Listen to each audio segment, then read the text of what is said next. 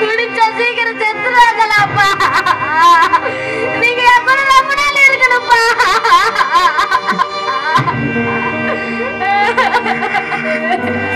அந்த சரக்கு கடைக்கு நான் வேலைக்கு போனப்பா.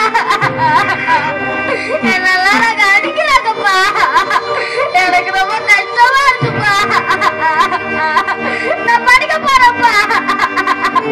நான் நல்லா கொஞ்சம் பெரிய ஆளாக்கி நிறைய சம்பாதிச்சு தரேன்ப்பா. நான் அந்த சரக்கு கடைக்கு வேலைக்கு போக மாட்டேன்ப்பா. அங்க ரொம்ப கஷ்டமா இருக்குப்பா.